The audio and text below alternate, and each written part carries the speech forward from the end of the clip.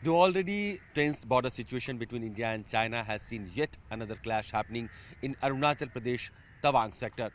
The latest clash has been there at a time when there has been diplomatic ties, which is already sour, bilateral trade ties, and other dimension of bilateral relation between India and China has nosedived.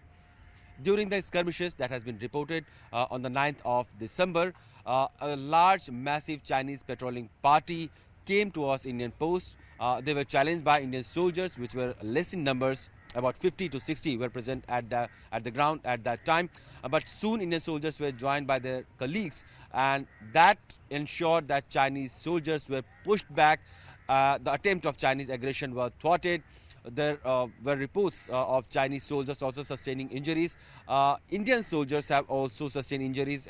About 6 to 8 soldiers have sustained injuries, and they are being treated in Guwahati.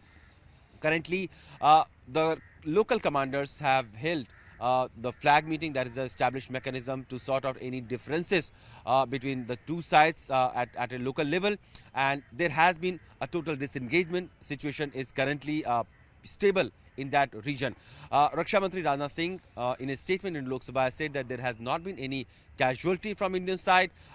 Indian soldiers have pushed Chinese aggressor or Chinese soldiers back to their territories, and also the issue has been raised at diplomatic levels between India and China. This is one of the major, brawl that has happened between the two sides after Galwan clash.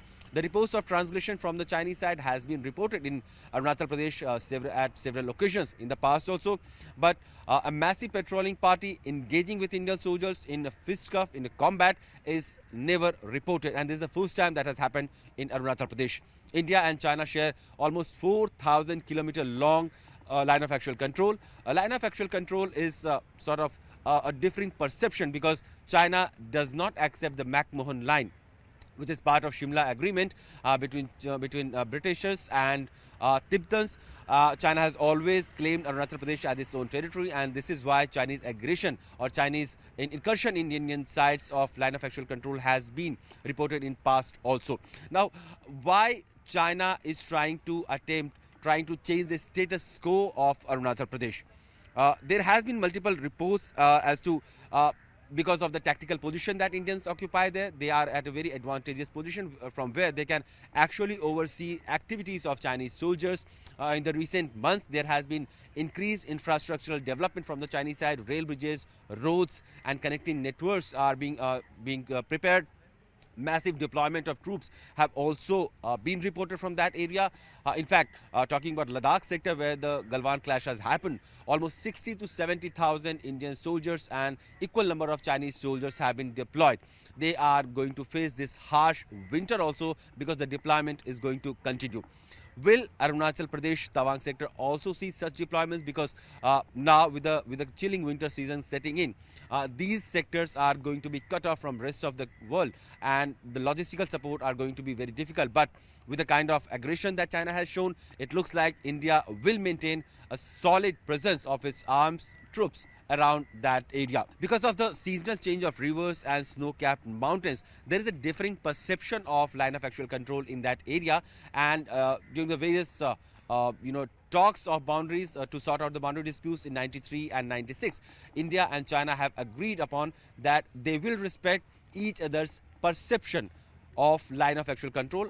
At the same time, they will also not prejudice their own perception of line of actual control. So the status quo has been maintained in the last several years, and there has not been major clash that has been reported.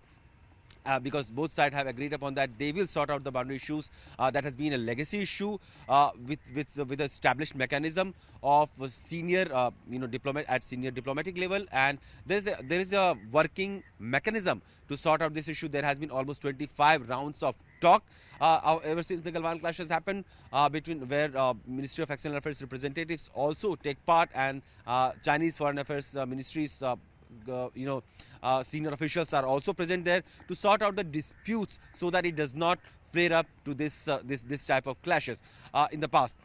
Why Tawang is important for China? Because Tawang is second highest seat of Tibetan Buddhist monastery. we know that Lhasa, the Patola Palace in Tibet, is the highest and most revered Tibetan Buddhist seat.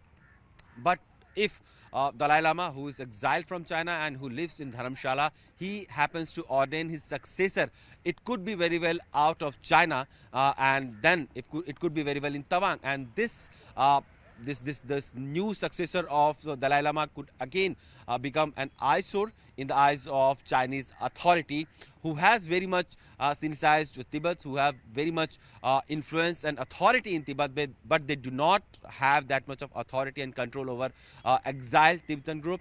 Those who live in India. So there is a religious angle to it also. Of course, there is strategic importance also that India has in that sector of line of actual control. Again, talking about this incident and the commentaries coming from both the sides, as India's Raksha Mantri Rajnath Singh has told in the parliament that there has not been any casualty from Indian side and the issue has been raised diplomatically. China has also reacted to the situation. In fact, China has said that the situation has been very much at peace and stable, but Chinese side has also said that transgression or aggression has happened from the Indian side when the Chinese patrolling party were going and they were stopped, they were intercepted by Indian side and they were asked to go back, and in that melee this whole skirmish has happened. This is not the first time that Chinese misinformation campaign has started. In fact, during the Galwan clash also there have been multiple videos that surfaced on Chinese social media. Those they talked about how Galwan clash has happened because of Indian side's aggression, but the ground reality were far more different from what Chinese side tried to tell the world. The latest skirmish is also being attributed to the domestic upheaval that China's President Xi Jinping is facing in the even after being chosen third successive time as the president of China. He has been facing a lot of domestic protests because of the COVID lockdown, recessionary pressure, economic pressure, and restrictive lifestyle that has been imposed in the aftermath of COVID lockdown. So probably to divert the attention of domestic audience, there has been this attempt of raising this issue of border conflict with India. That could be one of the reasons. But with the latest skirmish, the clash that has happened between India and China, it looks very difficult now. Will the situation of normalcy that was being now expected between the two sides, ever since Prime Minister Modi has held a very brief encounter with Chinese President on the sidelines of G20 summit level talks in Indonesia's Bali. Will that small or brief engagement with the two leaders, will that pave way for a normalcy in the bilateral relationship?